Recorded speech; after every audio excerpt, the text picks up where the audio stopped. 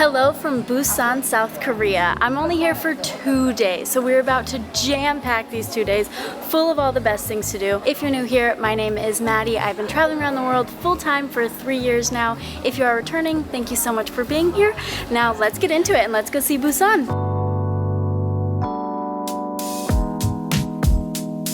So we all know I love going out, exploring, doing things on my own. But when I was looking at the best things to do in Busan, one review or like one tour kept coming up over and over and over again.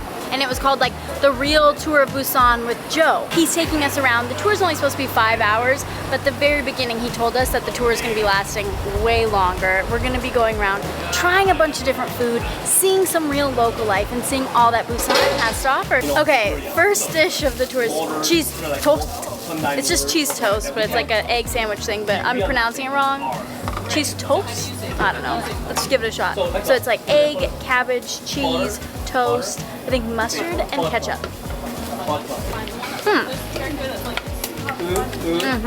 To find a good restaurant in Korea, stay away from white people. Seriously. Okay, but that's the #1 tip everywhere you go. Stay away from white people. That's like moral of the story always.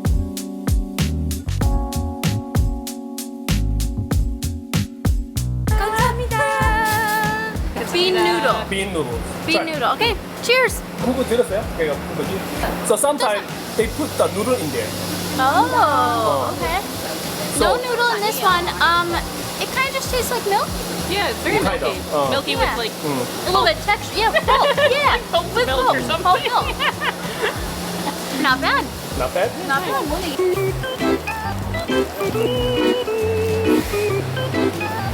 All right, what am I trying? eating. Tteokbokki? Okay, so tteokbokki. Huh? Yeah, it's got similar texture to mochi. Just the fat from Yeah, like a soup or something. yeah. It's a little You know, Yeah. yeah. I'm excited for what we're trying next though. What is it, the brown sugar in the dough? Hotdog. Hokda. Hotdog. Hokda. I'm excited for that one. It's like dough and then in the center brown sugar and then it's fried up. And then she is a world best hotdog maker. Yeah, the best. The best. The best of the best.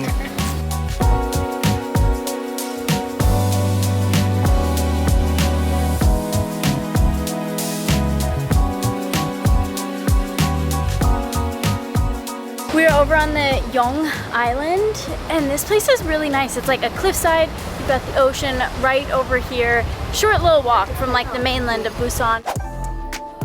Stay there with my cell phone, just in case. Next stop, and one of the most popular spots I feel like for tourists in Busan is Gamcheon. It is the cultural village on the side of the hill. All the buildings are brightly colored. It has a pretty deep and not really dark, but pretty intense history. It was actually the burial site for a ton of Japanese people when they were invading Korea.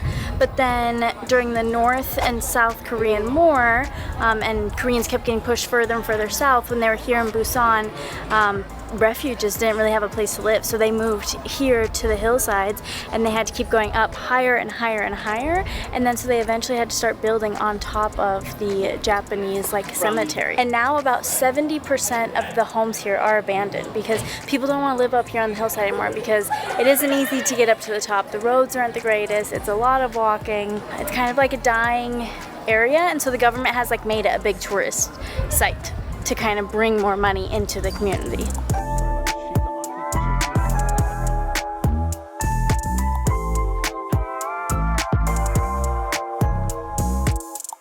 Since the area was so poor here, the people to build their homes used basically anything and everything they could, from like glass bottles to like tiles over like roofs of other houses, and even the Japanese tombs were used. This area really reminds me of Comuna 13 in Medellin, Colombia.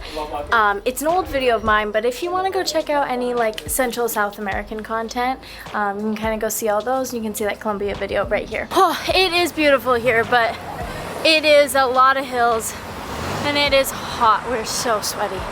But I think we're heading off to our next location. I'm not actually totally sure where it is. That is one of the things I do love when like we are going on a group trip, is somebody else plans it all out for you. You don't have to really think much. Somebody else leads you around, and it's like where they're from, so they know it best. How do you say it? Jagalchi. Jagalchi. Okay, thank you so much. Jagalchi. Last stop in this tour is gonna be the Jagalchi. It's the Jagalchi Market. It is the largest fish market in all of Korea. I've been trying to pronounce it and I just like keep struggling with it. So all the different vendors have been laughing at me. Par for the course. I do actually love going to markets. It's one of my favorite parts about traveling. But after a while, it kind of is like, okay, are they all the same? How cool can it be? But like, we're at the evening at this one, which is when they're like taking everything down. So not that impressive. And it still is massive. There's so many different fish here. And like sea cucumbers and like other things that like I've never seen at a fish market before, but I've just have seen out in the ocean, like diving and snorkeling. So really interesting, a ton of different things. So now we're indoors, but what you do is you like grab the food that you want and you take it upstairs and then they cook it for you upstairs. So many different fish and just creatures. Highly recommend you come to stall 100.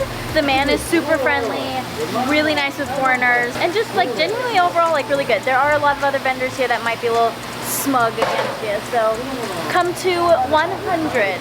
100 is your guy.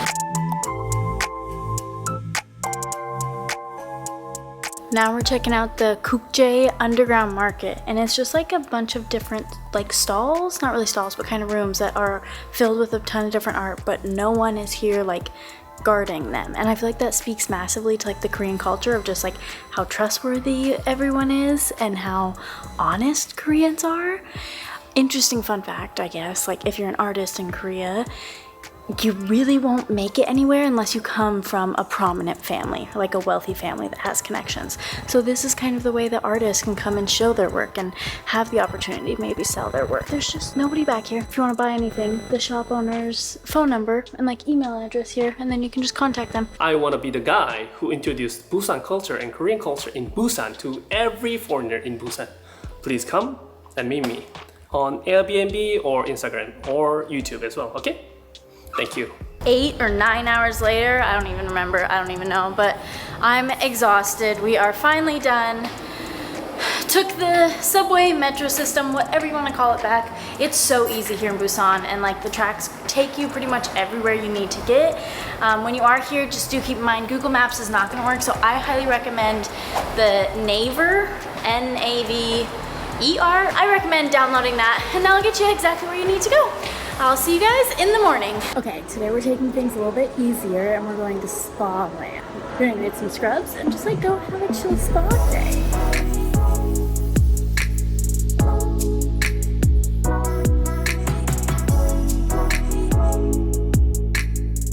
Okay, I've been here for 2 hours now and I haven't even like seen half of it. So when you first get here, you like take a shower, you're in a big room with a bunch of like different baths and different showers.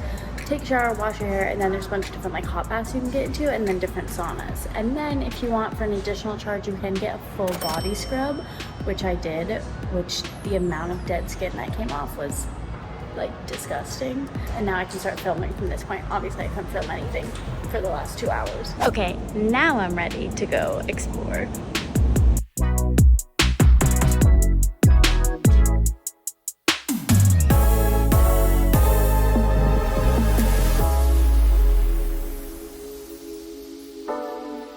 Ooh, the Roman room got a bit steamy. Nothing like too crazy, but it was still quite a lot, so we had to exit immediately. Next up is the pyramid room. So I'm like in a pyramid, and it's a sauna, so it's quite hot. But this room is supposed to, I don't know, it's 52 degree angle pitches. It's supposed to do something.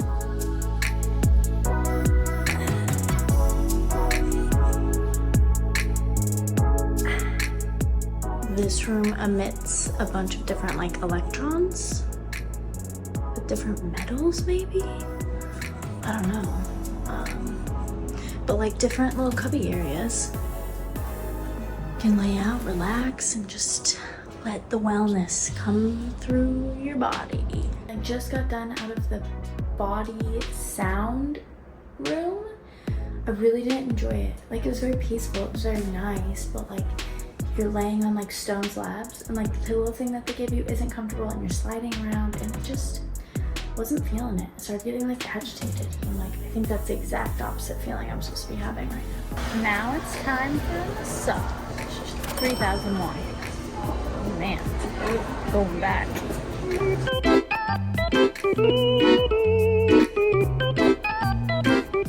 This place is massive and has so many rooms, not even like the wellness ones, but like there's an arcade room, there's like a stretching yoga room, there's different spa rooms, like get a massage done, get your nails done. There's bathrooms everywhere, there's a restaurant, and then there's a ramen bar for food, and then like a little snack bar. This is about to be so good. I'm so excited. And they also have some Velveeta cheese. I'm gonna try it first, see how it tastes. Now we might add some cheese, I don't know. I've never had cheese in ramen before. My mouth is watering. There's also so many toppings. Like there's squid, there's fish cakes, there's dumplings, bean sprouts, green onions, some like rice ball things, a bunch of stuff. So yeah, and you kind of just like make it, fix it up to however much you want, and then you go get the water in it, it cooks it up. It's pretty like efficient system. It is 1:30 and it is so busy now. Like packed. So I definitely recommend get here as early as you possibly can. They open at 8 a.m. With it, your entry like ticket, you get 4 hours. But if you spend 10,000, then you get to be here for 6 hours. And with it though, you get a free drink. Oh, that might have to grow on me. Wow, that was better than I ever could have imagined. I was there for like almost 6 hours and I could have stayed longer. Like that was the relaxation break that I needed in my life because I've been feeling very burnt out on all of the travel. And now the storm is gone. It's blue skies. We're going to the beach.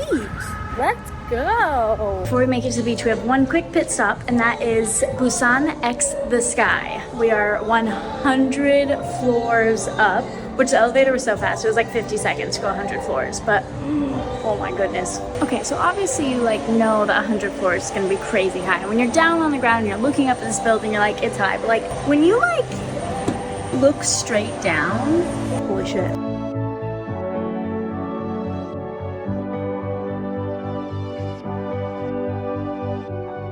Obviously, we have to go to the world's tallest Starbucks. It's on the 99th floor here. We're pretty high up. Pretty cool that there's Starbucks here. Not really that cool, but I don't know. Kind of cool. White girls in their Starbucks. And just like that, we are back on ground level. And it's right by Haeundae Beach. So I'm just gonna go kind of hang out. There's a pretty boardwalk. It's kind of windy though, and I'm not really dressed for the beach, but whatever. I'm really enjoying this beach area. Like there's volleyball nets, soccer nets. Everyone's out like running on this boardwalk, which is really nice. People are out with their babies, with their kids, having beach days. There's shade, there's restrooms, there's a ton of restaurants around here. This is a good area. I'm kind of wishing I would have stayed over in this area. Okay, I'm staying over kind of in the center, and what's famous about this place is the Seomyeon underground shopping center and also the market like right above us. There's so many stores over here, and then right on top is a ton of street food. So we're doing a little bit of shopping right now and then gonna head up there and eat some street food.